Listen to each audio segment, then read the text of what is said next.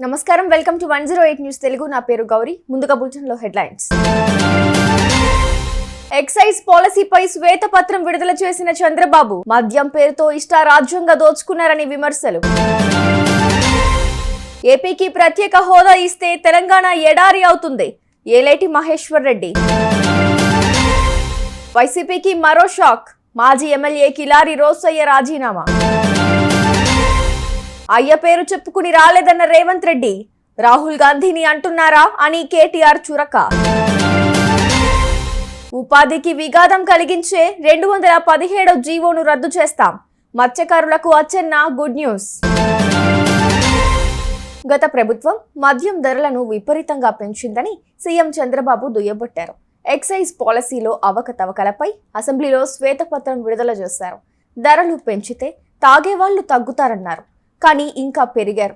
మద్యపాన నిషేధమన్నారు. Liquor outlets తగ్గిస్తామన్నారు. అన్నీ మరిచారు. పెరిగిన ఆదాయమంతా వైసీపీ నేతల జోబుల్లోకి వెళ్ళింది. నేరస్తుడే సీఎం అయితే ఏం జరుగుతుందో గత 5 ఏళ్లలో చూశాం అని సిబిఎన్ పేర్కొన్నారు. దేశమంతా దొరికే బ్రాండ్ మద్యం ఏపీలో దొరకకుండా గత వైసీపీ ప్రభుత్వం చేసిందని సీఎం చంద్రబాబు దుయ్యబట్టారు. వాళ్ళు అనుమతించిన బ్రాండే మద్యం షాపులో దొరుకుతుంది. ఎంఎన్సీ బ్రాండ్లన్నీ కనుమరుగయ్యేలా చేశారు. మ్యానుఫ్యాక్చరింగ్ యూనిట్లన్నీ వైసీపీ నేతల చేతుల్లోకి వెళ్లాయి. కొత్తగా 26 కంపెనీలు 38 రకాల లోకల్ బ్రాండ్లు పుట్టుకొచ్చాయి. నాసిరకం మద్యంతో ప్రజల ప్రాణాలతో చెలగాటమాడారు అని విమర్శించారు సిబిఎన్. ఆంధ్రప్రదేశ్కు 15,000 కోట్ల రూపాయలు ఇచ్చారని కాంగ్రెస్ బీఆర్ఎస్ నేతలు పదే పదే చెప్పడం సరికాదని బీజేపీ శాసనసభాపక్ష నేత ఏలేటి మహేశ్వర్ రెడ్డి అన్నారు. కేంద్ర బడ్జెట్పై తెలంగాణలో చర్చ సందర్భంగా ఆయన మాట్లాడుతూ ఒకవేళ ఏపీకి ప్రత్యేక హోదా ఇస్తే కనుక తెలంగాణ ఎడారిగా మారుతుందని ఆందోళన వ్యక్తం చేశారు. కాంగ్రెస్ బీఆర్ఎస్ పార్టీలు కలిసి సభలో తమను మాట్లాడనివ్వటం లేదని ఆరోపించారు. ఏపీకు ఇచ్చారని పదే పదే చెబుతున్నారని, కనీసం కేంద్రానికి మీరు డిపిఆర్లు ఇచ్చారా అని నిలదీశారు. మూసీని ఏటీఎంలా మార్చుకునే ప్రయత్నాలు చేస్తున్నారని రేవంత్ రెడ్డి ప్రభుత్వంపై ఆరోపణలు గుప్పించారు. ముఖ్యమంత్రి తన నియోజకవర్గం కొడంగల్కు 4,000 కోట్ల రూపాయలు ఎలా ఇస్తారని ప్రశ్నించారు. గుంటూరు పొన్నూరు మాజీ ఎమ్మెల్యే కిలారి రోసయ్య వైఎస్ఆర్ కాంగ్రెస్ పార్టీకి రాజీనామా చేశారు. గుంటూరులో బుధవారం అనుచరులతో ఆయన ఆత్మీయ సమావేశం నిర్వహించారు. పార్టీకి నష్టం చేసే వారికి వైసీపీలో ప్రమోషన్లు ఇస్తున్నారని ఘాటు విమర్శలు చేశారు. పార్టీ పెద్దలు తనను మానసికంగా తీవ్ర ఇబ్బందులకు గురి చేశారని ఆవేదన వ్యక్తం చేశారు. ఇలాంటి పార్టీలో కొనసాగడం ఇష్టం లేక రాజీనామా చేస్తున్నట్లు రోసయ్య ప్రకటించారు. అసెంబ్లీలో సీఎం రేవంత్ కేటీఆర్ మధ్య మాటల యుద్ధం జరిగింది. సభకు సమయానికి రాని కేటీఆర్ చర్చను తప్పుదోవ పట్టిస్తున్నారు. ఇన్నాళ్ళు ఆయన మేనేజ్మెంట్ కోటానే అనుకున్నా అని రేవంత్ సెటైర్లు వేశారు.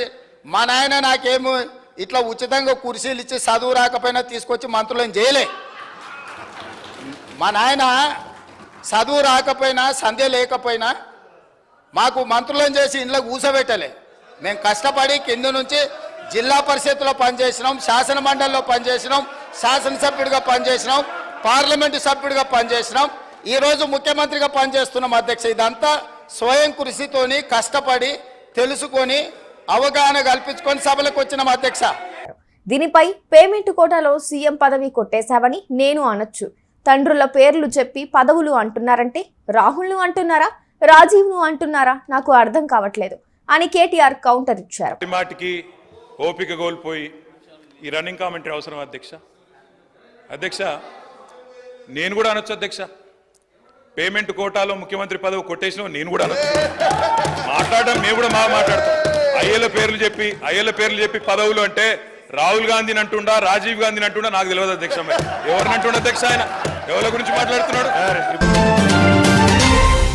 మత్స్య కార్మికుల ఉపాధికి విఘాతం కలిగించే 217 జీవోను రద్దు చేస్తామని వ్యవసాయ మత్స్య శాఖ మంత్రి అచ్చెన్నాయుడు పేర్కొన్నారు.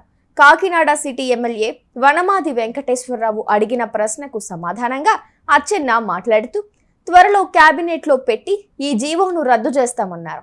ఈ జీవోను రద్దు చేయాలని గతంలో అనేక ఆందోళనలు జరిగాయని పేర్కొన్నారు. గతంలో ప్రతిపక్ష నేతగా ఉన్న సమయంలో చంద్రబాబు ఈ జీవోను రద్దు చేస్తానని చెప్పిన విషయాన్ని ఈ సందర్భంగా అచ్చెన్నాయుడు గుర్తు చేశారు. గత ప్రభుత్వం జీవో నెంబర్ 217 జారీ చేసింది. ఈ జీవో వల్ల రాష్ట్రంలో ఉన్నటువంటి మత్స్యకారులందరూ కూడా తీవ్రమైనటువంటి ఆందోళన చెందారు. ఈ జీవోను రద్దు చేయమని చెప్పి ఆందోళన చేసిన రాజకీయ పార్టీలన్నీ ఈ జీవో వల్ల మత్స్యకారులు నష్టపోతారని చెప్పి ప్రభుత్వం దృష్టికి తీసుకెళ్లినా సరే ముందుగా జీవో అమలు చేయడానికి ప్రయత్నం చేశారు. చాలా మంది వ్యక్తిగతంగా కానీ చాలా సంస్థలు కానీ ఈ జీవోను రద్దు చేయమని చెప్పి కోర్టులో కూడా చాలా కేసులు నడుస్తున్నాయి అధ్యక్ష. ఈ జీవో వల్ల మత్స్యకారులు మెడకి పెద్ద ఉరితాడులా తయారవుతుంది. దీన్ని ఈ ప్రభుత్వం సానుకూలంగా స్పందించి ఈ జీవోను రద్దు చేయడానికి నిర్ణయం చేశాం. ఇది కేబినెట్లో పెట్టి వీలైనంత తొందరగా ఈ జీవోని రద్దు చేస్తామని చెప్పి సభలో ఉన్నటువంటి సభ్యులకి, ఈ రాష్ట్రంలో ఉన్నటువంటి మత్స్యకారుల సోదరులందరికీ రాష్ట్ర ప్రభుత్వం తరఫున తెలియజేస్తున్నాం. చూసారుగా, ఇవి ఇవాల్టి బులెటిన్ అప్డేట్స్. మరో బులెటిన్ తో మళ్ళీ మీ ముందుకు వస్తాను. అంతవరకు keep watching 108 news Telugu. Please subscribe to 108 TV. Subscribe to 108 TV. Please subscribe to 108 TV channel. Please subscribe to 108 channel. Please subscribe to 108 channel. 108 TV ki. Please subscribe to 108 channel. Please subscribe to 108 TV. Please subscribe to 108 TV. Please subscribe to 108 TV. Please 108 TV follow. Please subscribe to 108 TV channel. Please subscribe to 108 TV. Please subscribe to 108 TV. Please subscribe 108 TV. 108 TV ని follow అవ్వండి. 108 TV ని follow అవ్వండి. Please subscribe to 108 TV.